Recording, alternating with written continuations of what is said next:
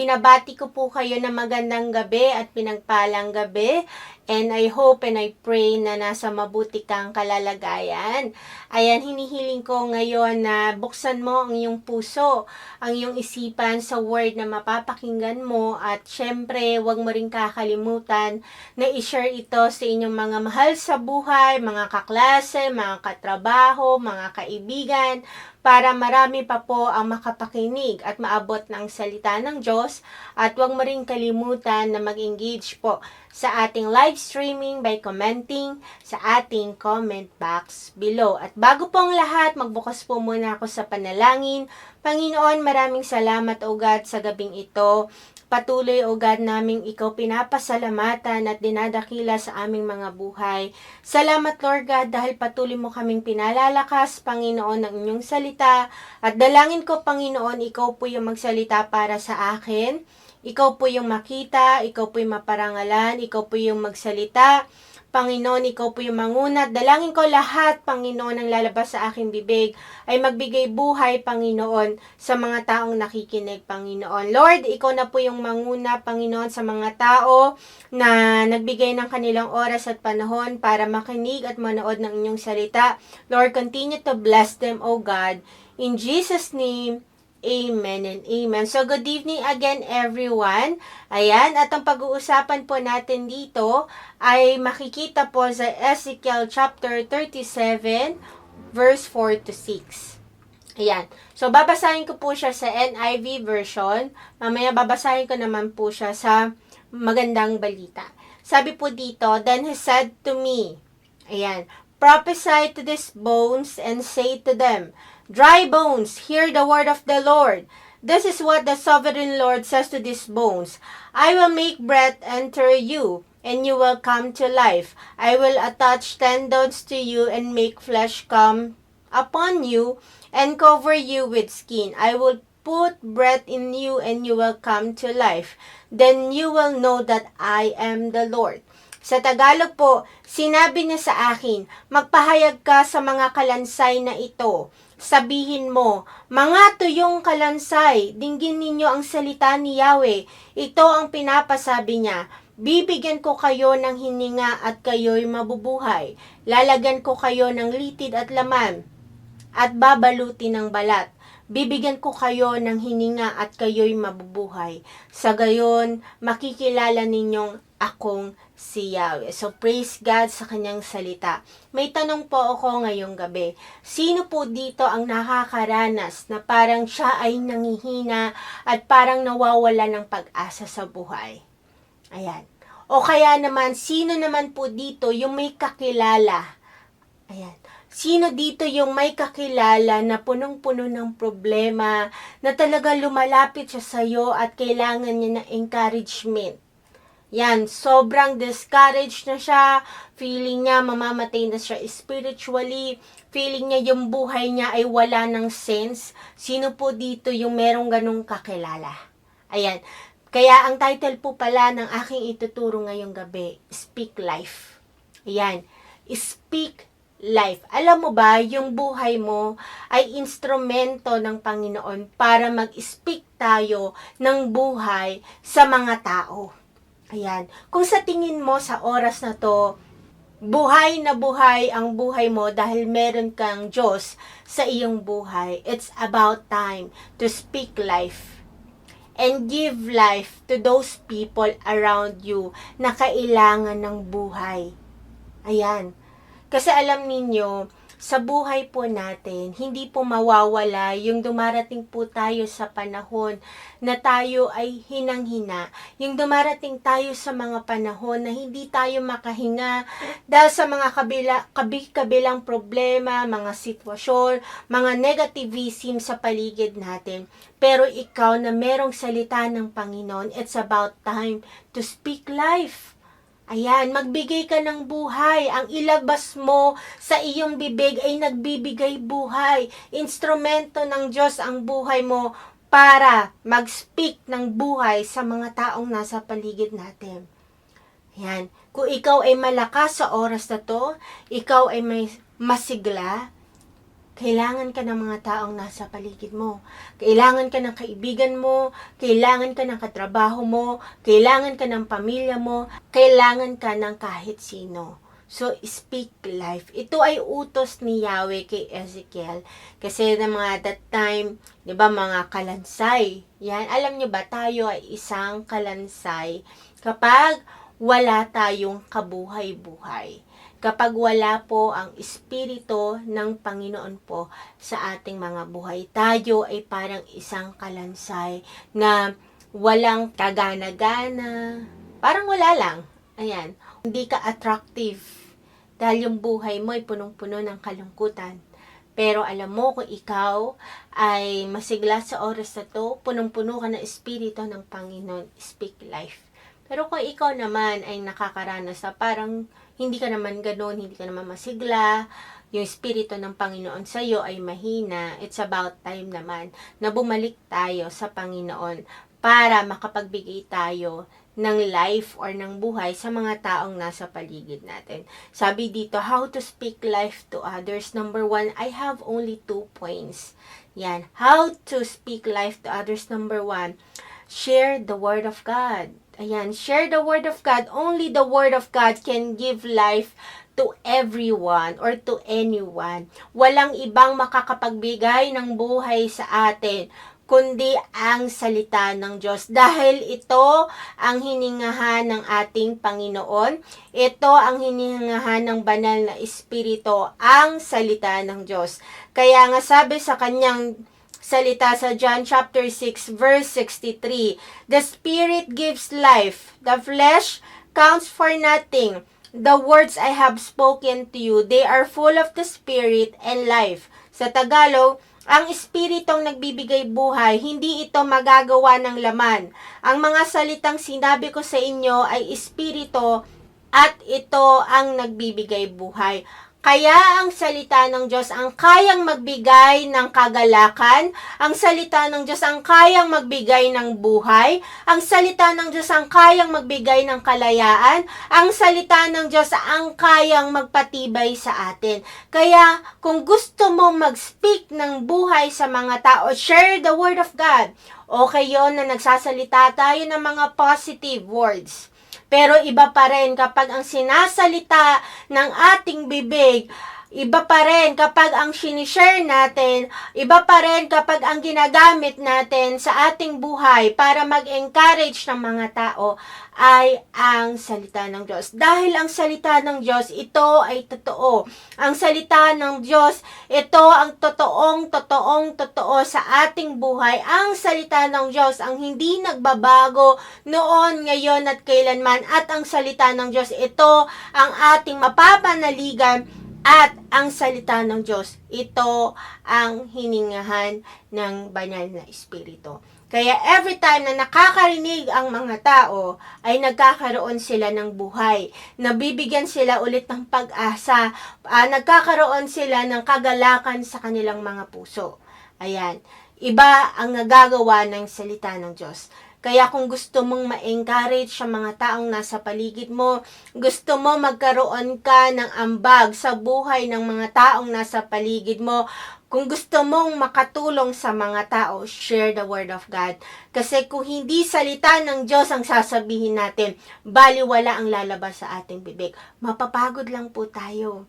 Ayan, kahit i-treat pa natin sila, ibigay natin lahat sa kanila, igala natin sila, ibigay natin kung ano ang gusto nila. Kung wala ang salita ng Diyos, hindi ito magbibigay ng buhay sa mga taong kakilala mo na kailangan na magkaroon ng buhay. Alam ninyo, kapag tayo ay wala ang salita ng Diyos, we are a living dead. Buhay tayo pero patay tayo spiritually. Kaya ang buhay mo, baliwala yan kapag wala ang salita ng Diyos. Kaya baliwala rin ang buhay ng kakilala mo kung wala silang salita ng Diyos. Kaya kung sila may problema, lumalapit sila sa'yo, ang sabihin mo sa kanila ay ang salita ng Diyos. Okay yun, natulungan mo sila. Okay yun na gawin mo para sumaya sila. Okay yun, gawin mo ang lahat para mawala sila sa problema. Pero ang tanging solusyon po para magkaroon sila ng buhay ay ang salita ng Diyos. Dahil ang salita ng Diyos, ito ang ating Panginoon. Ayan. Kaya kung ikaw ay nahihirapan, mag-share sa mga taong nasa paligid natin. Kung ikaw ay nahihirapan dahil may kaibigan ka, ang tagal-tagal nang may problema, hindi mo matulungan. Balik tayo sa Word of God. Magbasa tayo ng salita ng Diyos at ito yung sabihin natin sa kanila. Kaya mahalaga po, nag-aaral po tayo ng salita ng Diyos. Mahalaga po na tayo po ay nagbabasa ng salita ng Diyos. Kasi kapag tayo ay may salita ng Diyos, hindi lang tayo ang makikinabang dito. Marami pong makikinabang dito, lalo na po yung mga taong nasa paligid natin at lalo na yung mga taong humihingi ng tulong. Kaya share the Word of God. It gives life. Ayan, nagbibigay ito ng buhay. Ikaw, ako, nagkaroon lang ako ng buhay dahil sa salita ng Diyos. Kung wala akong salita ng Diyos, wala akong narinig na salita ng Diyos, walang nag-share ng salita ng Diyos sa akin, hindi ako mabubuhay. Apart from God, I am nothing. Kung wala akong word ni Lord, baliwala yung buhay ko.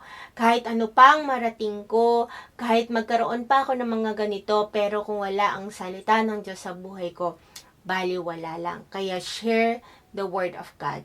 You can speak life by sharing the Word of God. And the second one, pray for them. Ayan, pray for them. Sabi sa kanyang word sa Santiago or James chapter 5 verse 16, therefore confess your sins to each other and pray for each other so that you may be healed. The prayer of a righteous person is powerful and effective. Sa Tagalog, kaya nga ipagtapat ninyo sa inyong mga kapatid ang inyong mga kasalanan at ipanalangin ninyo ang isa't isa upang kayo'y gumaling. Malaki ang nagagawa ng panalangin ng taong matuwid. Ayan, kung may lumapit sa'yo na iyong kaibigan, mahal sa buhay, mga kakilala mo, nag-share sila ng problema sa'yo, it's about time to pray for them. Mahalaga po yung prayer po natin sa mga tao. Lalo na kung ikaw ay sinasamahan ng Diyos, ikaw ay may salita ng Diyos, ikaw ay lumalakad sa katuwiran, mahalaga ang panalangin mo sa kanila dahil alam mo yung panalangin mo, ito ay magbibigay ng kagalingan sa buhay po nila. So mahalaga po na nagpipray tayo sa kanila personally at nagpipray po tayo sa kanila kahit tayo ay nasa sarili na nating bahay, kapag tayo na lang. Pwede po natin sila ipag-pray, yung mga mahal natin sa buhay.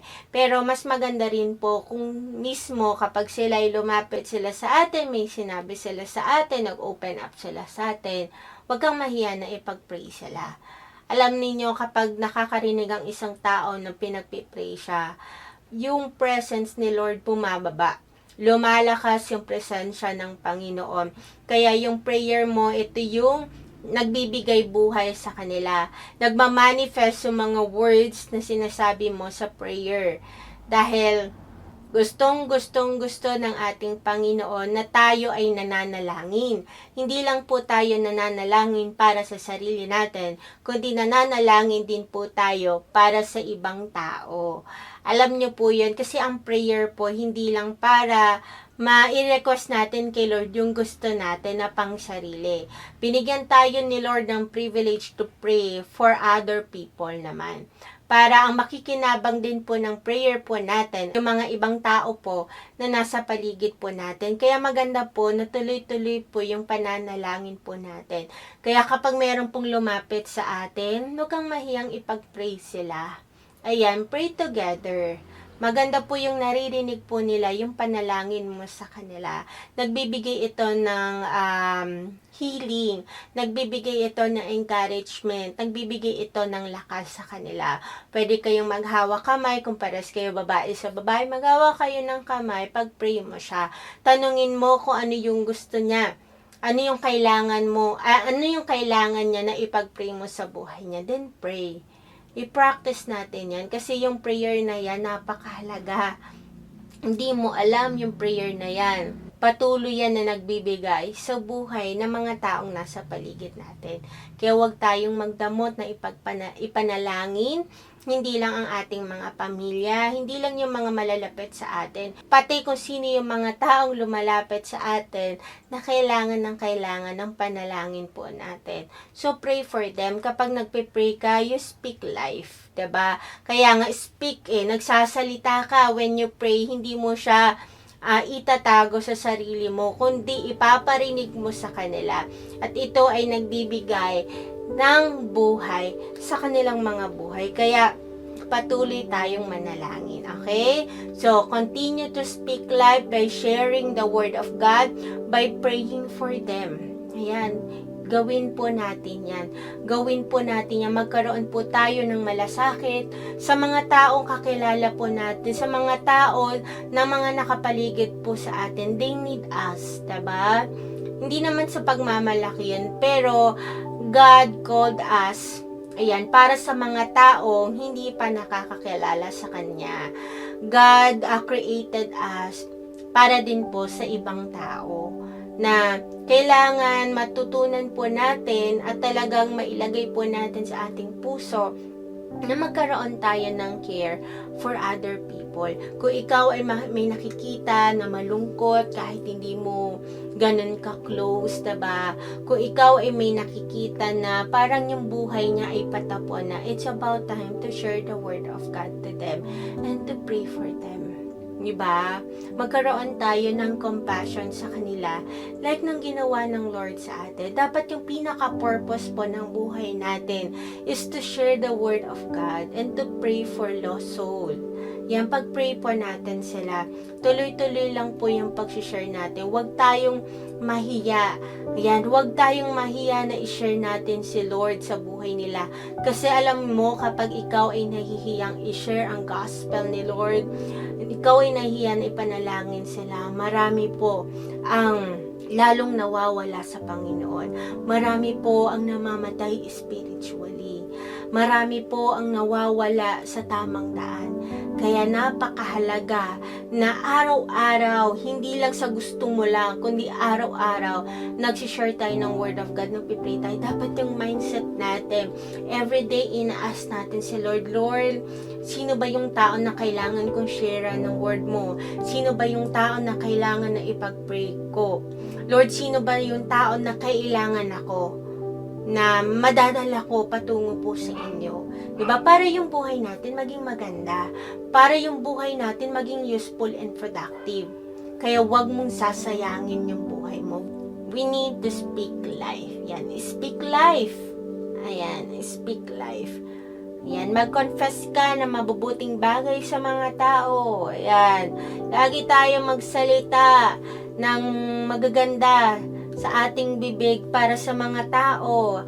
I-avoid natin yung mga negative, avoid natin yung judgment, avoid natin yung mga criticism, avoid natin yung mga pangit. Basta ang ilalabas lang natin sa ating mga bibig ay ang salita ng Diyos at ang pananalangin para sa kanila. So, ang conclusion, always speak life by sharing the Word of God and praying for them. Let God use you as an instrument to bring life to other people. So, let's speak life. Yan. Paggamit ka, magpagamit tayo. Yan, for God's glory. Ayan, nawa na-encourage ka, nawa na-remind ka ng Word of God. At mag-close po ako sa prayer. Panginoon, maraming salamat, Lord, sa gabing ito. Salamat, Lord, dahil binigyan mo kami ng buhay, Panginoon, through your Word of God.